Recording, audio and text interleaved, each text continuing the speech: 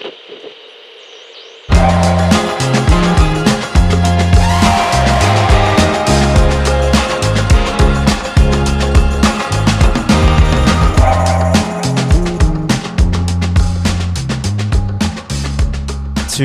one. All right, Anna Moxnes, welcome to the Ekstremsportveko podcast. Hello, darling. How are you? Hello. I'm very good. And you? Thank you. Very well. All right. You have a beautiful house here. Thank you. In the middle of Voss Centrum. So now we just put up a studio here in your living room. Yeah, it's really nice. Yeah. Moppy looks good and Moppy always looks great. yeah. So what's the first thing you did this morning? Listen to a podcast, actually. Really? Yeah. What kind of podcast? I think this morning I started with Joe Rogan. Big fan. Big fan, yeah. What does he talk about? I can't remember what he was talking about this morning. I was pretty tired. Yeah. We just got back from a week on a sailboat in the Arctic. So it was the first time I've ever experienced that it gets dark at 1 p.m.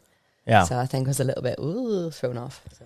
Okay, so you need to tell more about that because you were 1 week on a sailboat in the Arctic. Yeah. Some friends of mine, they organize a trip to raise awareness for cleaning up plastic in the ocean. Yeah. So we went to the Arctic and visited with some orcas and we got to swim with them. So, no way. Yeah, it was pretty intense. So we go with the sailboat, so we're super quiet and there's nobody else out there, and get some really thick wetsuits on and dive into the water with your sup board and then paddle out, so you're all alone, and then these big whales come next to you. Well, they're killer whales. They are killer whales, and I think that's not really fair because they should be called cute whales. Yeah. They're bad marketing. Oh, but so did you ever think about just diving into them? Into the water with them? Yeah, we do. You did? Yeah, you go freediving a little bit with them. Oh, so, how was that? I mean, I was a lot less scared than I thought I'd be because I don't really consider myself a swimmer or a freediver. Yeah. And I thought I was just going to be overwhelmed by the cold water and the whole thing. But it's really calm. They're rather majestic, and they're curious about you and they kind of swim around you, but they're so big and powerful. They don't really seem to be that bothered in you. I think they're probably just laughing at us how we maneuver in the water. Yeah, no body function in the water at all, just flapping around. My friends, yeah, exactly. I thought they'd just brought me along as whale bait because I'd look the most like a seal in a wetsuit. Oh, so you spent a week on a sailboat then? Yeah, in a hole. It was great. Nice. And that's pretty different from what you actually spend your time on. Yeah, mostly. So what does a day in Anna's life look like? Mostly it's skydiving, or it has been for the last 15 years. It's been a pretty relentless skydiving train, but of course the last few months it's been a little bit different. But we've still managed to jump a little bit here in Voss. Yeah. So a normal day in my life consists of flying in the wind tunnel, jumping out of planes, some workout, and some office work and time with Moppy. Yeah. Bit of swimming. There's a lot in my day. Sounds like a long day. Mm-hmm. Yeah. But for the people who doesn't know you at home, you're one of the best skydivers in the world. Yeah. I don't know if that's true. Oh, that's I think if you ask anyone about Anna Moxnes, they will say that you're pretty badass. I've been doing it a long time. Should be good by now. Time. So tell me how you got into all this. It's actually my family's kind of business. I grew up on a drop zone. Yeah. And my father, he was an instructor as well. And my grandfather, he had a skydiving center. So that's kind of where my mum and dad met. And then they moved off from my grandfather's center and started their own. So amazing. Yeah, I was a little bit born into it. Yeah. Mm-hmm. So you feel at home with Macumba's kids when they're running around, you're like seeing yourself? Yeah, I feel very at home with Macumba's kids. Yeah. I know their role for sure. So what was the first time you ever set foot in a skydiving plane? It was a little bit later, actually. I started, as with whatever your parents do, it seems, it's really cool when you're young. Yeah. And then you're like, lame, as you get older. And also I was really into music, so I was off traveling in a soul band. Yeah. And then I went I think it was about 21, and I headed to Spain where my uncle had a school. Yeah. And I started to learn with him. And what was it like when I stepped out of a plane? Yeah. I think completely overwhelming. I've never been so scared in my life. I called my mum to say I'm really scared, and she basically said, "We won't judge you if you don't want to be a skydiver." And I was like, "Did my mum just call me a pussy?" So I thought, okay, I'll do one more jump. And then that was when my uncle, he released me and could fly around the front, and we flew together a little bit, and then that was it. I was off. Yeah. But did you feel like you belonged in the air? Like for the first jump is probably pretty scary or like overwhelming. But after that initial feeling was over, like, can you remember the jump that you felt like at home in the air? I think it's not really been one jump, but it's been moments on many different jumps, because like as your skill progresses, your perception changes. And for me, I think that it's the first place I've ever really felt completely in the moment and to be able to be myself a little bit, because I can't, even though I did a lot of different sports when I was growing up, I never really felt maybe comfortable in my own skin. But flying can definitely give you, no matter what body shape you are, you can be comfortable in your own skin. Yeah. Amazing. So, and that was, how many years ago is that, your first jump? Like 15, I think, 16. 15, yeah. And what was the path from those initial jumps until where you are today? Because we can probably make a 10-hour podcast telling your whole life story, but just give us a quick time travel from like when you started, because now you're on the Norwegian national team, you're sponsored by the biggest brands in the world, you arrange workshops all around the globe. So take us on a couple of minutes on your on the travel. journey. Yeah. I think the first was selling everything that I owned, moving to Spain, and just changing my life pretty much overnight. And then I was lucky enough, I started working for some brands quite early on, and I was working on every different job on the drop zone. Yeah. So I had a kind of a good overview of all different places to work within the sport, and I was just hustling hard. Like I was working in the bar, working at Manifest, organizing things on the weekend. I couldn't really afford to get coaching, so I would help the coaches. I'd be like, "Hey, can I get you some students and like hustle things for you, and maybe I can join along too, you know?" Yeah, right. So I would get kind of help out that way, and I think I was really, really annoyingly keen. So the people, just to get rid of me, would like help me out. All right, come along, just shut up. Yeah, exactly. Yeah. And I was pretty lucky early on. I was starting to work for some of the biggest brands in the sport, and working in marketing for them and traveling around for them. And as I travel around, I got to know even more people in the sport. And I just think it was like you say, it's like family. So everybody took care of each other, and I feel like I had a bit of a little helping hand all the way, really. So I talked to. This is a question I love asking skydivers about, because everybody, or well, not everybody, Eirik Flyvassen hadn't seen the classic movie Cutaway. Oh my God. Yeah. So the thing about Cutaway is that you sell everything you own and just cut away to do what you really want to do. And it sounds like a cliche, but it's actually not, because a lot of people are doing it. And I think it's now in 2020, it's starting to get popular again, because you can see people all around the globe selling their homes, selling their things, and just buying a van, and like living the van life has become insanely popular. People do it all over the globe, even here in Norway. I know many friends who just live in their car. So what was it like, or how did you decide to just sell all your things and change, like you said, change your life overnight? I think that it's pretty easy when you feel a very strong calling. Also at that age, I think I was like 23 or something, so I didn't really have any major responsibilities. And I definitely had a family that wasn't going to discourage me from following my dreams. Yeah. So yeah, anytime that's something like that catches your passion, I think you gotta run after it, see where it takes you. Yeah. And how did you decide? Was it Spain you went to first? Yeah, I lived in Spain for a bit, and then I think about 5 years later, I took a trip down to the south of Spain to do some work in another drop zone, and that's when I met about 50 Norwegians on the Norwegian basics. Yeah, and that's where I met Mox, and then began my life in Norway, pretty much. Nice. So, but did you start working at the drop zone here in Norway, or did you just visit Norway? I visited for a couple of years, and then I can't remember what year it was we started working at Skydive Voss, but I was operations manager there for a few seasons. Yeah, and then I started the national team. Yeah, but you're in a long line of skydivers in your family. Yeah. But you also have a boyfriend who's a skydiver. Husband. Yeah, husband for many years, right? How long have you been married? 9 years, I think. 9 years. Yeah. Almost big anniversary. Almost big anniversary, yeah. But how is it living with another skydiver this close? Awesome. It's awesome, yeah. Yeah, totally awesome. Like, we're really lucky because we understand each other's passion. So it's been a very supportive environment. Yeah. And I think that's I've always had the luck of that. So yeah, awesome. So what are you up to today, like in these times? Because it's been strange times for everyone around the globe. Super strange times. So how did this time change your life? I mean, somehow I've managed to be even more busy in a way than ever before because I'm held more or less in one place. It's the first time ever.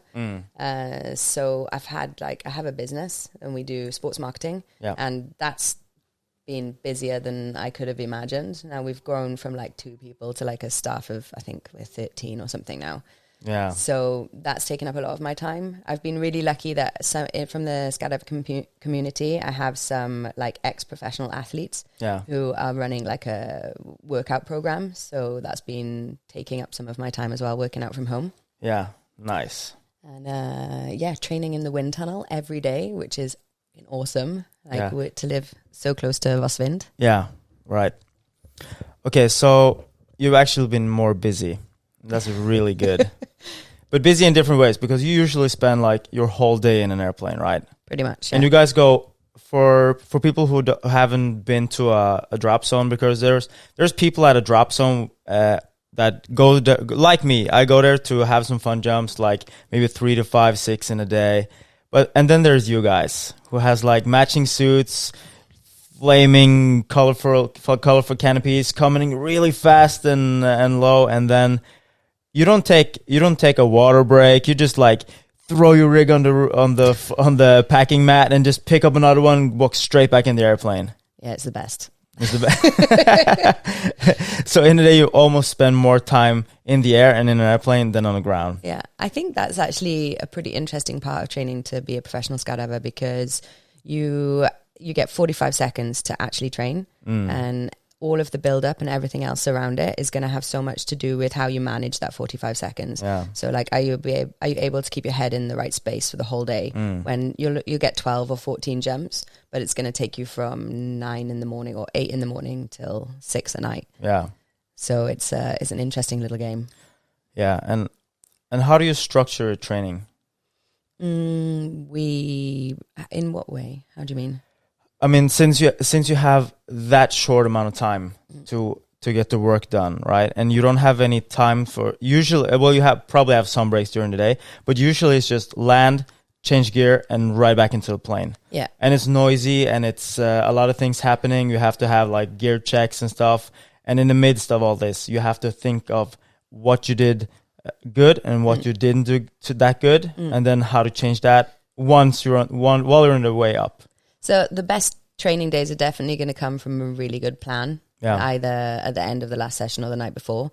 And we'll have 2 breaks in a day. One will be like a quick stop, water and pee, and then we'll eat on the second break really quickly. Yeah. But mostly we keep going as much as we can. We try not to talk too much in the aircraft because, as you say, it's loud and you can misunderstand each other. Yeah. So we watch the video together in the aircraft. We know what we're looking for ourselves. We know what we're trying to achieve that day. Yeah. And then we think forward, rather than if you mess something up, you don't want to spend the next jump back in the last one, you know? So, so you're just looking at the video and then you're seeing all for yourselves what you could do better. And then, because you're at a insanely high level, right? There's just like micro adjustments that need to be done. Yeah, I don't think anybody else has thought about which way their hips have been pointing as much as I have by the nth degree. Yeah, and it's really a really high level sport. I mean, to do the stuff that you do competing in free flying, you have a team of 3, right? Yeah. And then you're 2 people flying together and 1 camera flyer. Yeah. And the guy who's filming you, usually people don't think about what is, they're just seeing a video of some people doing some cool stuff in the air. But can you talk a little bit about what a camera flyer actually does? I mean, I think it's the best and the worst job in the team because you get to fly the most. You don't have to consider your form so much, so it's not, the camera's not on you. Yeah. But if you make one tiny mistake, you fuck the whole thing. Yeah. Excuse my language. So there's so much pressure. It's a really, really hard job. And Andreas, he's awesome at it. He's Zen man, and he flies so good. And it's so nice to have a relationship with your camera flyer where you completely trust them, because we have to do some blind, crazy stuff that if we're in the wrong place at the wrong time, that connect is not going to be, it's not going to end well. So it's a deep, deep level of trust, and it's a very, very difficult job. Yeah, I can imagine. And it goes so fast too. Yeah. And I think it's, I'm trying to explain also to the people listening, because there's hopefully a lot of people going to listen to this podcast that are not that much into skydiving, and we want to get people to learn about skydiving. So when you're falling just on your belly, it's around like 180 to 200 kilometers an hour. Am I right? Sounds about right. Sounds about right. But you guys are not flying on your belly. You're flying upside down or with your feet down and your head up, and that goes a lot faster. Yeah. I mean, we kind of always fly. This is going to get a bit technical now, so it might be really boring. No, let's go for it. We're going to always fly with wind either on our belly or our backs, is the whole premise of the thing.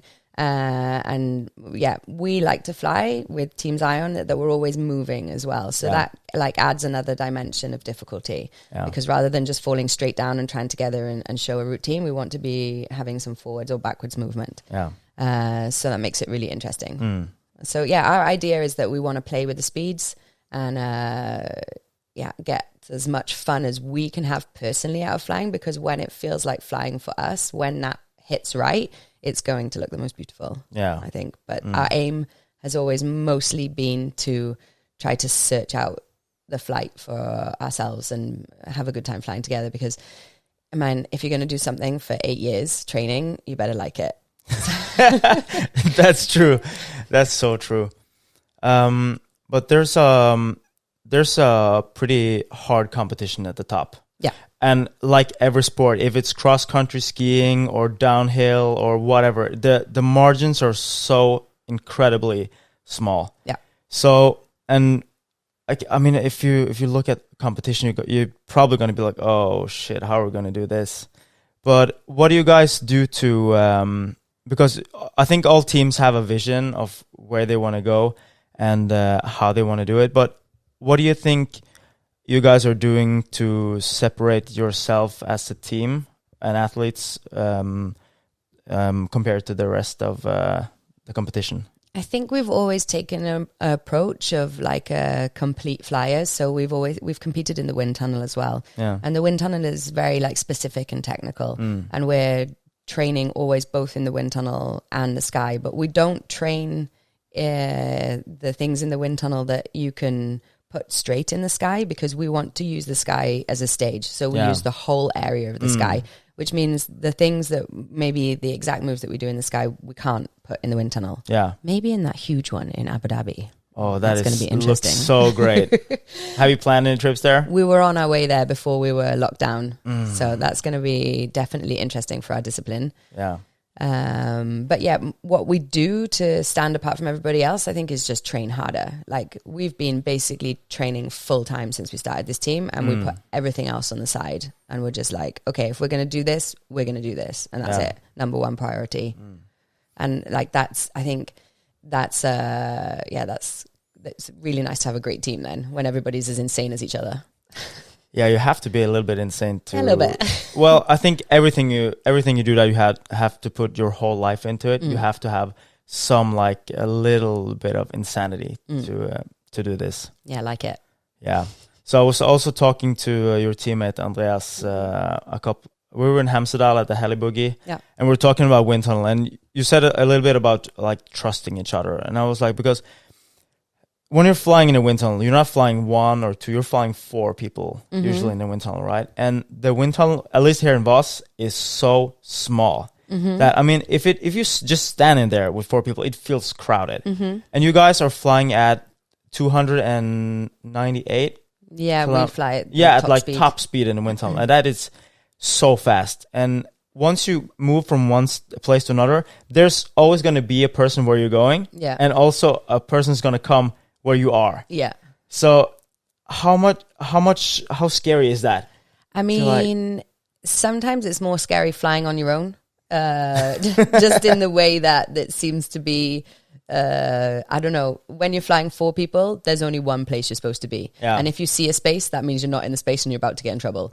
So you just don't really have the opportunity to like freak out, or it's going to hurt. So in one way, and it also becomes like this, it's more difficult when you're learning a new move, because you're going to crash a little bit, but as soon as you're confident and everybody knows where they have to go, it's a really nice feeling, just like boom, hitting it time and time again. It's pretty nice. Yeah. Wow, so skydiving has been, is a huge part of your life. Yes. Or is your life. But you do a lot of other things. And you mentioned, I think it's 2 years ago, I was working as a photographer at the Ekstremsportveko, and I was filming a concert that was called Anna and the Freeflyers. And I had so much expectations to that concert, and I didn't know what to expect, because I didn't know you that well then, and I didn't know that you were a singer. And then I saw that you were on the poster, and I'm like, oh my God, is she really that good? And when that band started playing and you touched the microphone, it was like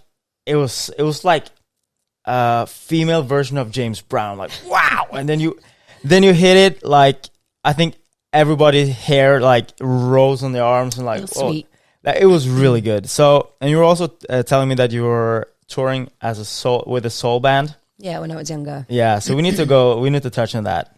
Yeah, definitely music is my second love. Yeah. For sure. Music and flying is pretty nice.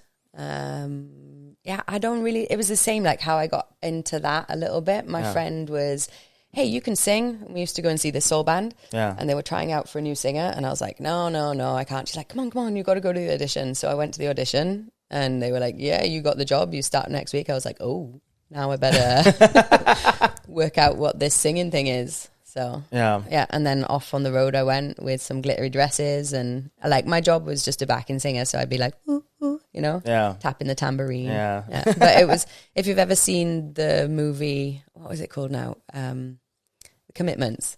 No, it was that kind. It was crazy. Yeah. There was lots of stories. Like the lead singer was definitely a big character, and it was a cool time. I think I was with that band I auditioned when I was like 14, just coming into 15. So I was on the road from like 15 through to like 20. Yeah. It's a long time being on the road. Yeah. At least with the band. Yeah. I think I've always pretty much been on the road, actually. Gypsy Heart. Gypsy Horror, right? I think a lot of skydivers are gypsies. Yeah, definitely. In some shape or form, because usually people don't own that much. They have and also because the gear is so expensive. Yeah. That I don't know how much a skydiving ring costs, like $10,000 or something like that. Yeah. If you want the good stuff. Less, yeah. And then it costs a bunch of money to train. Yeah. A lot of money to train. Yeah. And how many jumps do you guys do a year? I do about 1,000 jumps a year. Yeah.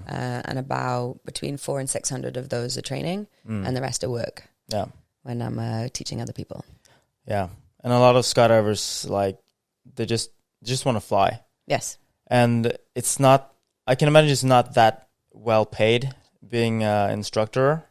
I mean, it depends what you want to do with your money. Like if you're living in a van and you just want to skydive, then it's really great to get paid to skydive. Yeah. So, but yeah, it's not really, not massive.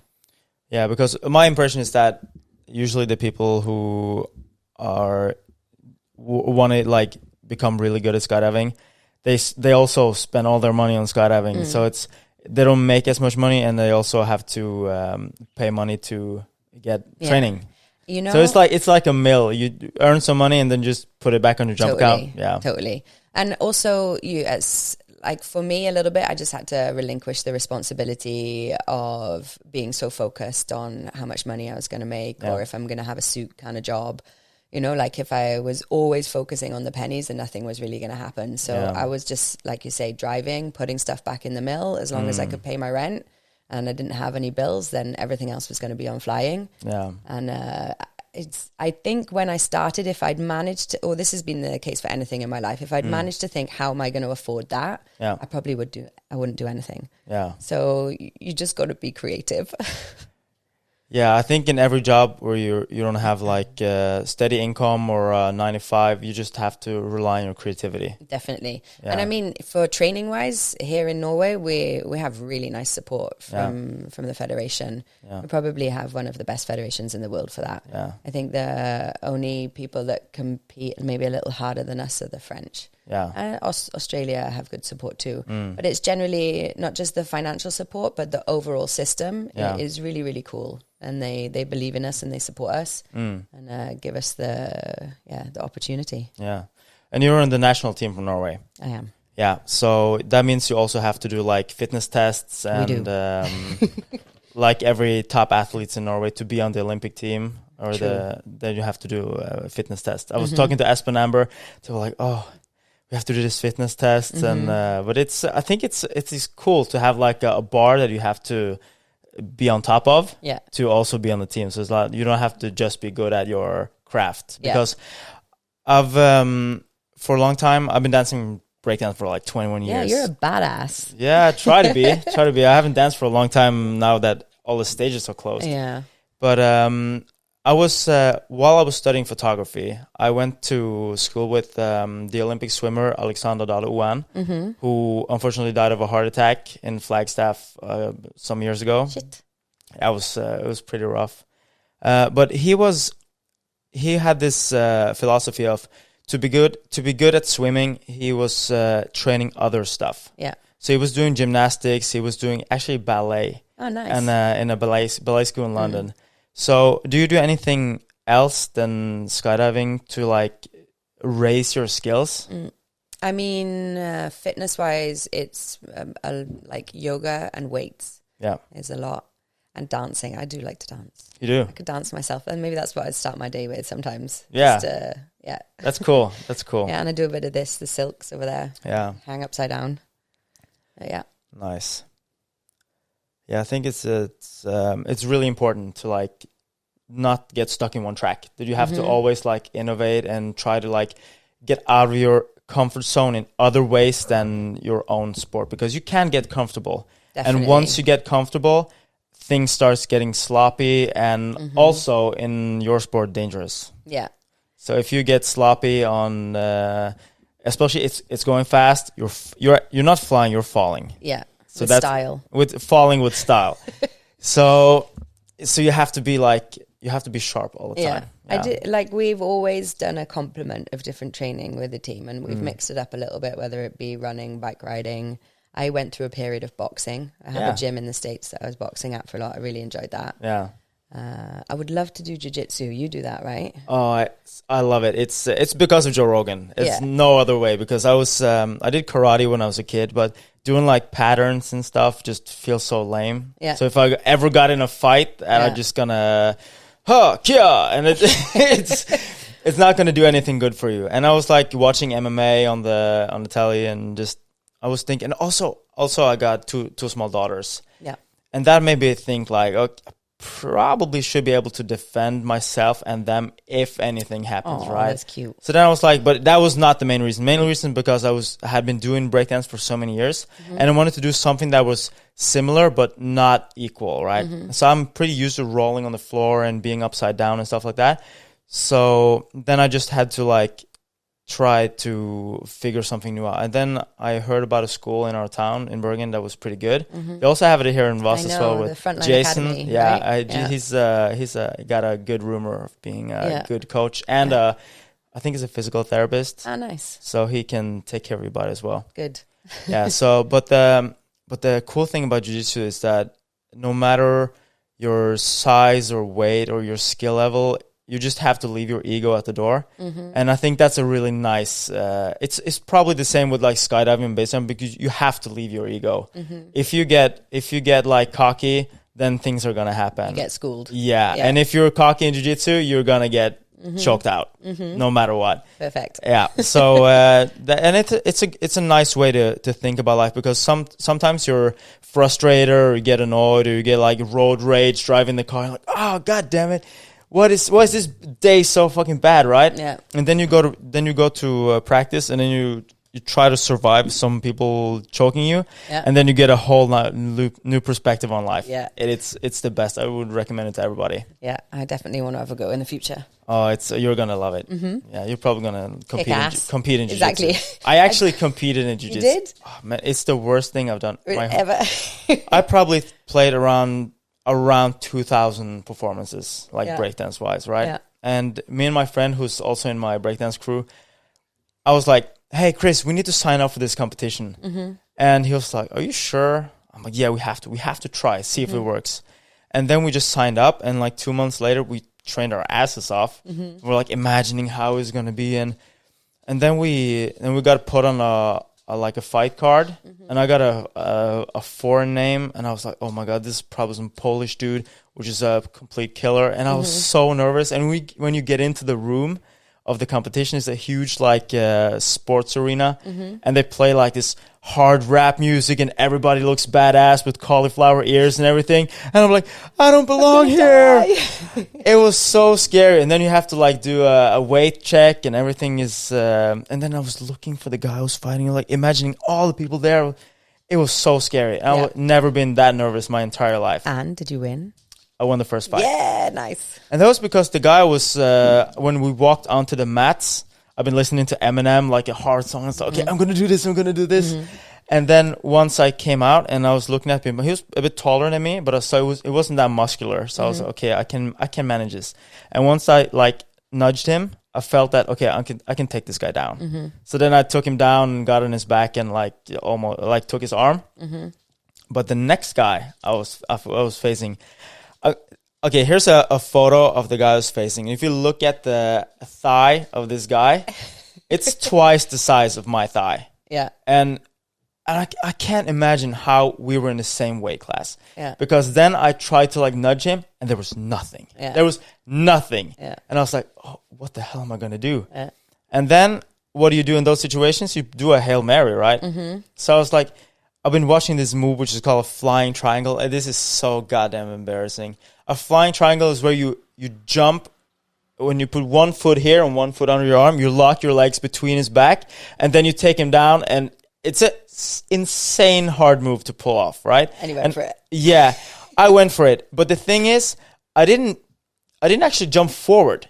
Yeah. I just jumped up, and I fell flat on my back. And it's the worst thing ever. I'm going to show you this because it is so bad. So and then he just jumped you? No, I think he just got as shocked as I was. He just let me get up. Oh, wow. And my coach was like, yeah, you try that, do something else. It was, I mean, there's one, so I had to make this meme about it, because then you can see what it feels like and what it actually looks like. And I'm going to show you this now. It's terrible. Here we go. That's how it's supposed to look like. I was going to say, that looked pretty good. Yeah. That's not you. No, here I come. It's close. But no cigar. No cigar. No cigar at all. So I'm going to play you this clip while we're talking about it. That's pretty close, though. Yeah, and it was pretty embarrassing. Oh, I don't think you should be embarrassed of that. That wasn't so bad. Yeah, so at least I tried. Yeah, right? Yeah. Definitely going to fail if you don't even try. That's true. So you're jumping out of airplanes for a living and for fun and for a hobby. But do you ever think about what it would be like if an accident happened?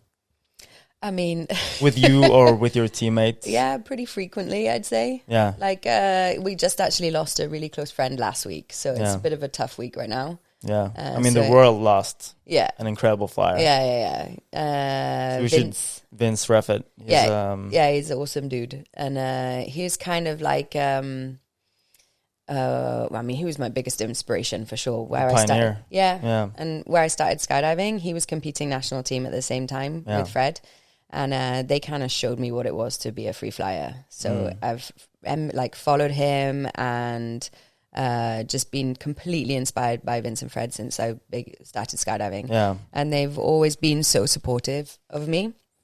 And it was so cool to see him pioneer and go on his journey and become Jetman. And I mean, I have some nice moments where he's been flying alongside the plane when we were like hanging out at the door of the plane when they're training in Korea. And really, and you're like, what the fuck, my friend is Jetman, like, and he's waving and like, some really, they're such cool guys, such cool guys. And it was pretty devastating last week.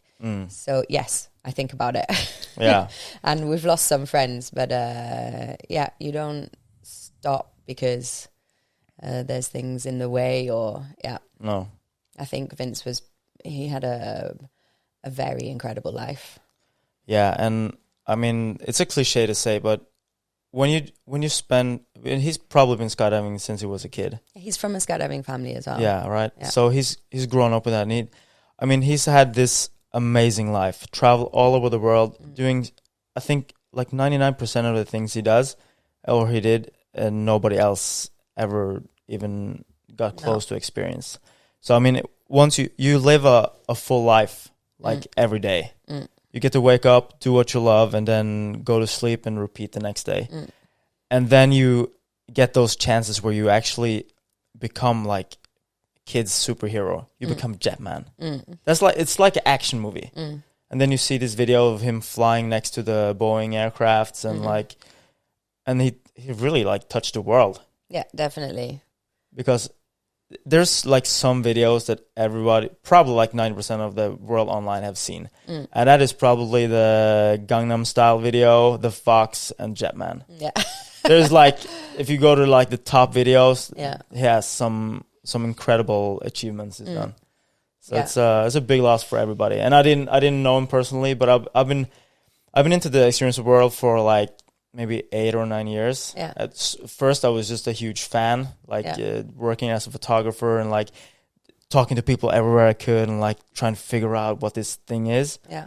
And then you get to know people a little bit, and then you sometimes get to stand on the edge where people are base jumping, and then for some strange reason you become friends, but you don't necessarily have to talk that much. You just hang around. And I think one of the coolest things about extreme sport athletes is the community and the togetherness that you feel. Yeah. Because as we were talking about earlier, there's no room for ego anywhere, and that makes it a pretty unique environment. Yeah. Yeah. Right. Especially because I became friends with a bunch of base jumpers, especially Amber and Espen, which I spent a lot of time with this summer. Yeah. And they're such nice people, and they don't have any masks on. Yeah. You know what I'm saying? Yeah. Because I feel if you're walking around like in the city or talking to like your old high school friends or stuff like that, they have like there's some walls. Yeah. Some people put up and don't let people in. But in the extreme sport community, no matter which sport you're talking about, it's because it's danger involved. They always like hug each other and tell them that they love each other, and it's a special community. We have some excellent humans around us, that's for sure. Yeah, there's some people who should be president, and there's definitely some people that shouldn't. Yeah, I think mostly the people that should be presidents are those that don't want to be. Yeah, right. Yeah. Yeah. Yeah. Tribute to Vince. Tribute to Badass Vince. Motherfucker. With us forever, for sure. Man. Yeah. Hi, Moppy. Yeah, he's getting excited. Daddy's coming home. Okay, so there's a question I like to ask people, and that is, you're accustomed to a lot of crazy things, but what gives you goosebumps? Music. Music. Yeah. What kind of music? I don't know. It can be a range, but that'll be the thing that gets me. Yeah, for sure.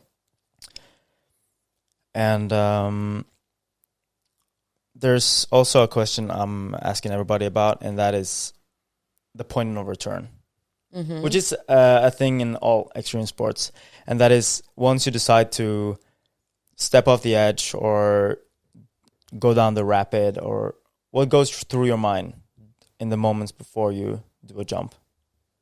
Like you probably this is probably not unfamiliar feeling, but you're so into what you do that you probably don't think about it that much. But there is a point of no return once you step out of that airplane, right? Yeah, I think it's a clarity of thought. So really not too much is going through my mind, which is why I like that in many ways. Yeah. I mean, for base jumping is a little bit different. That's always been a very intense experience for me. But once you kind of decided that you're going to do something, the calm and the clarity is the nice thing. Yeah. The fact that I have a pretty busy brain, so to not be thinking about anything for even a couple of seconds is feels good. So good. But have you done any base jumping? Yeah, back in the day. Back in the day. So how many have you done? I'm not sure. I think I have like 7 or 8 base jumps. Yeah. And but I have the base. I did that. Moppy Lulu. But that's not that never appealed to you to do like it was just kind of something that was going on at the time. It wasn't something I was focusing on. And then like I really wanted to jump off a building, so I asked Mox if I could have that for a birthday present. Yeah. So it was a really random sequence of events that I ended up collecting the objects, and then I did a couple more, and then so you did all the objects. Yeah, in 4 jumps. Yeah. But kind of not intentionally. No. It was just the sequence of events that happened until the only one I had to do was a bridge.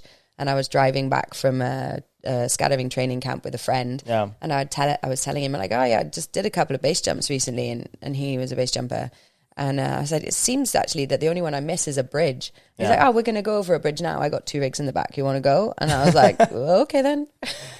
Nice. And that was kind of, the length of my career. Yeah. Just the sequence of events. Did you turn nerd and apply for a base number? I did not. You did? No. Did you ever think about it? No. Oh, for me as an outsider, that's like on the bucket list. Oh, really? Yeah. I told my family that I would never go base jumping because now that I have 2 girls to take care of, I'm not gonna take that risk. But there's some part of me that's like, oh, just 4, just to like have done it. Yeah. Since I have so many friends who are doing it, and it's like it feels strange not to do it. Yeah. Yeah. And also the worst part about being a photographer for base jumpers is that I spend all my time like hiking up the mountain and like hanging around and talking and filming, and then they go like, yeah, everything is awesome. And they're like, yeah, I'm here all alone. Yeah, I have to walk back for hours and hours. Yeah, you just need to get a dog because Moppy used to love the walk down. So that's the trick. That's the trick. Yeah, he was well happy. Yeah. Okay, so we touched a little bit about a little bit into it earlier, but you also have a marketing company. Yeah. That is called The Edge. It's called The Edge. Yeah, and I want to learn more about that, because that is pretty cool. Yeah, it's a really, really, really, really cool job. I'm stoked. We've had the company for like 10 years now, and we opened in the States 2 years ago, and I got a new business partner, and she's absolutely fucking amazing. Yeah. So we've had like a rocket ship launch since she joined. Nice. And yeah. So what kind of work are you doing on The Edge? Do on The Edge. Yeah. Everything. Yeah. All different kinds of marketing, mainly for air sports brands. Yeah. So anything, video production, social media, marketing campaigns, athlete management, using all of the things that we've learned over the years in order to, get better. Yeah, I think it's important to, and I want to encourage people to do that also, because there's, at least for me in my dancing career, we were dancing for many, many years, and it was a lot of fun. But if you want to take that step, because I know there's some people who don't want to like take their hobbies into work, but if you're really passionate about something, it's also not that hard making it a living as well. You just have to be like a little bit creative, and also, I don't know how you guys are approaching that, but when I was studying photography, we were 25 people in my class, and I think now maybe 3 people are working as photographers. And I think that's solely for one reason, and that's because the lack of understanding of economy and marketing is a huge like factor in every creative or athlete's life, because that's we just want to fly, or we just want to paint or take pictures. I don't want to think about that thing. And when the tax comes, you got to think about that thing. That's the time you just file for bankruptcy, and it's like, oh, I'm not going to do this anymore. I'm just going to get a steady, safe job. Yeah. I mean, for us, we're creating a platform where we want people to work with us that want a really free and easy lifestyle. Yeah. So we connect the brands with the people on the road, you know, so they're getting a direct feedback from whatever they're into. I mean, like, it seems strange to me that anybody would work in a marketing department that sits in an office that has no connection with the sport that they're dealing with. Yeah. So, and it seems very strange to me that we have all of these talented people out on the road that are not able to make a living, where they have all these opportunities to produce content. So we're kind of putting those two sides together. I mean, it's also for me personally, I'm working every day, but my main goal has not been how much I can make in the day. The main goal has always been, can I enjoy today? Yeah. Because I don't think that money's going to do me much good when I'm in the ground anyway. No. So I might as well enjoy every day I have. Yeah, and that seems to be a really good recipe for success. Yeah, right. Because if you like what you do, other people are going to like what you're doing as well, you know? Yeah. Yeah. And sometimes you can get, like, your head can get stuck in the sand a little bit. Yeah. If you have a lot of things to do and a lot of things to think about, sometimes it's really good to take a step back. Yeah. Right. I did a job for a travel agency once, and it was cold. It was like January. I was lugging around a lot of equipment, and I was like thinking about all other stuff than the actual job. And then for one moment, I woke up and I was like, "Oh, are you kidding me? I'm actually on a street crossing in New York." And that was like, I don't know, 8 years ago. I was starting my photography career, and then God damn it, I'm in New York on a photography assignment. This is my dream and someone else's dream. I should enjoy it. And like from that moment, I enjoyed the shit out of that job. Yeah. And I always try to, like, even though you have a lot of things that are coming into your life and you have to deal with, and you have projects that should be finished and stuff, I just tried sometimes just like take a breath and like, we're supposed to enjoy this. This is supposed to be fun. Yeah. Yeah. Yeah, it's definitely smart. And then more comes. More comes. It always comes. But if you do one thing, then things pile up, and the snowball effect, right? Yeah, exactly. Yeah, and that's... I never really got it, why people would do something that they hate every day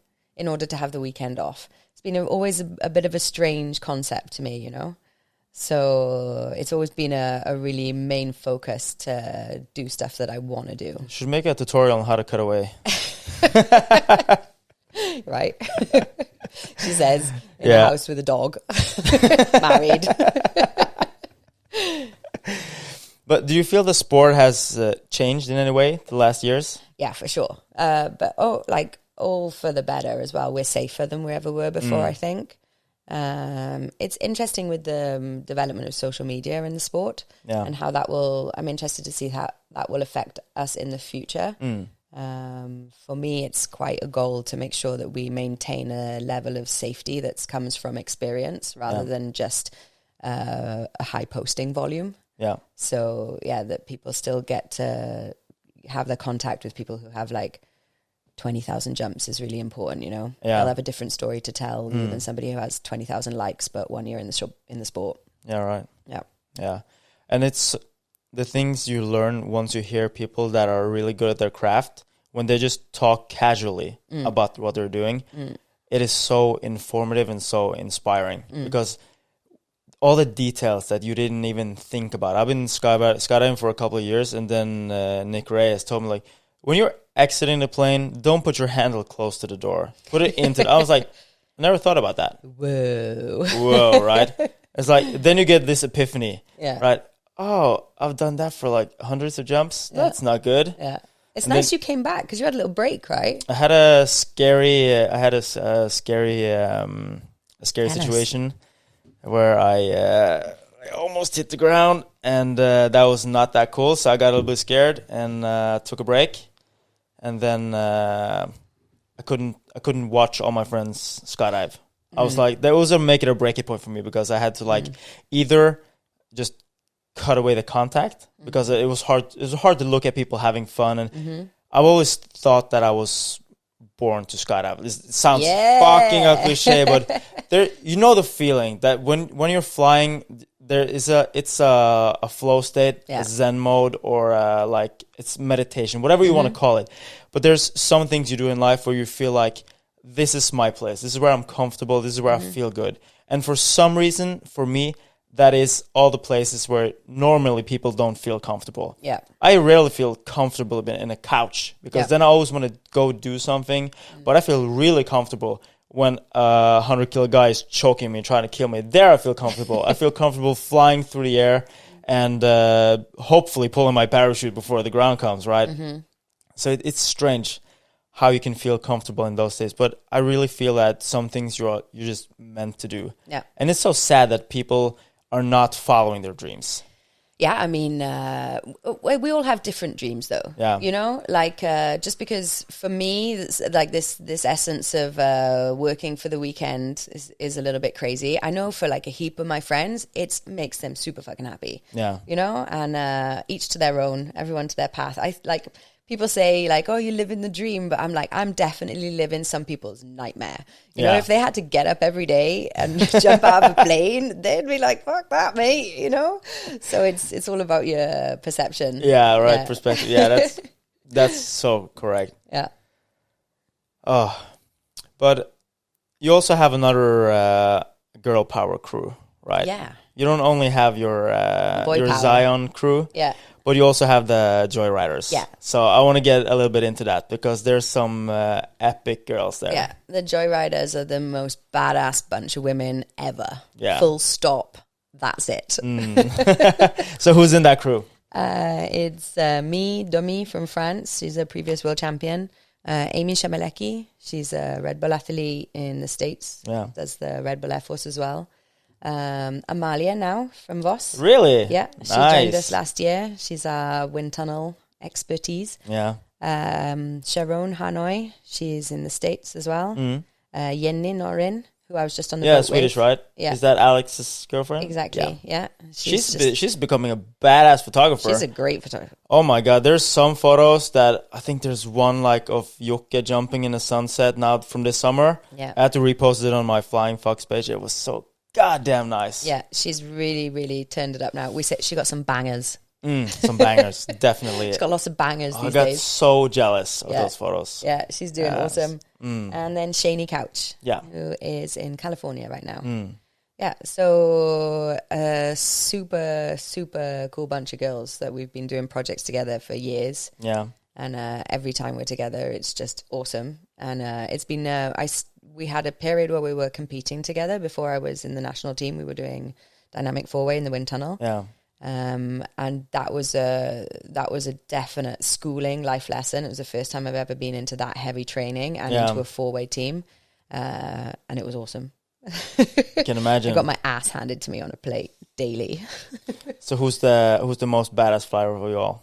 Oh, I don't know, man. I think everybody has their strengths. Yeah. Yeah.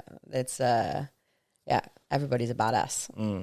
Oh no, I maybe miss Amalia when it comes to the tunnel right now. Amalia, she's a beast ass. in the tunnel. Yeah. And she's I think she's stepping it up a lot. Yeah. And she's also, like we talked about, contacting other people. She contacted me a couple of times because she wants to learn some breakdance moves to put in the tunnel. Awesome. And we also, a couple of years ago, I was also training. That was when Amalia was pretty young and just, I think she had a year or two in the sport. And then Dave Reeder, he got me up to the tunnel we trained some breakdancing because he wanted to like try to find some new angles and some new positions and stuff to do. And then Amalia was just tagging along looking, and now she's like gone into his shoes and like stepping it up and contacting all dancers and other people to like improve. And she's a hardcore stretcher too. Yeah. She stretches all day. Yeah, she's awesome. She's a proper little athlete and just an absolute sweetheart. It's like definitely she brings a lot of joy to the Joyriders, that's for sure. I can imagine. And there's a big variety of age too, because she's been into the sport like maybe 5 years or something, and then you have like you guys who've been in for 15 years. Yeah, so I think we range from, I want to say Amalia is 21, right? Yeah. Yeah, no. So, how old is she? Maybe 22. Sorry, Amalia, we should know this. Sorry, Amalia. You're forever a baby to me. Sorry. And then I think we go up to like 43, 44. So there's quite the age gap there. Yeah. And Sharon, she's also a mother as well. So and this is perfect. Like this was what the platform was born on, that we can be a supportive group as well. So we're all in different stages, some competing, some being a mum, some doing demos, like some indoor, some outdoor. There's a wide range of air sports represented, and all at different stages. So it's a really cool crew to be part of. Yeah. So we are sitting here in Voss, which is, by my opinion, maybe one of the most beautiful places in the world. It's pretty. And also the drop zone is so beautiful compared to other places that are flat. Voss has got a pretty epic scenery. And we also have the world's largest extreme sport festival. And of course, we're on the Veko podcast, so I have to ask you, what's your relationship with Veko?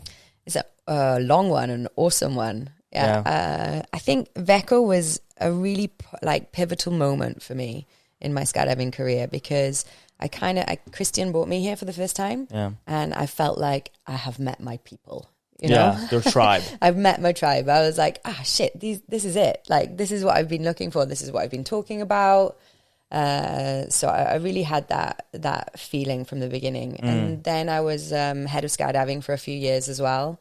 And I've been part of the festival in one way or another, doing many different things, singing, presenting, competing. Yeah, so it's I will never miss it. Yeah, and it's also there's people coming from all over the world, and you're traveling around. How do people feel? How do people feel about the festival? Yeah, everybody wants to go to Veko. Yeah, and they should. Yeah, because I feel it's like the Burning Man for extreme sport athletes. Yeah, it's rad. And it's so nice. Everybody comes here and visits us. Like, I love that, and it's really no better feeling than sitting down around the lake and like the never-ending sunset. And it's such a cool week. Do you have like one specific memory that is your best Veko memory? I think so many. It's been some amazing, cool stunts. There's been the year that it just rained non-stop, and I think the whole place flooded, and we renamed it Extreme Drinking Week. The Bula parties that have been insane. Singing, the time, I've sung a few times at Veko in and around the festival, but the time you came, like having the whole main stage was a pretty epic experience. When Christian asked me to be his girlfriend down by the lake, that was at Veko. Really? Yeah. Oh, nice. Nice job, Christian. Yeah. Yeah, Experience Week is the best. So for everybody who hasn't experienced it, they need to get your ass here next year. Because next year we're going to get rid of this pandemic. We're going to open up the world, and we're going to have the festival full scale. That's at least what we're planning. So we really need to get people back. Goddamn. Okay, Anna, it's been almost an hour. Thanks, man. Do you have anything to add before we leave this virtual space? Have a great day. I love you. Mwah. And where can we find you? If people want to follow your journey or get to contact you from your agency, where can we find you? It's Anna Moxnes on all the socials, and theedge.no is the workspace. Nice. Yeah. All right. And Zion Freefly. Zion Freefly. Zion. I'm cheering for you. Thanks, man.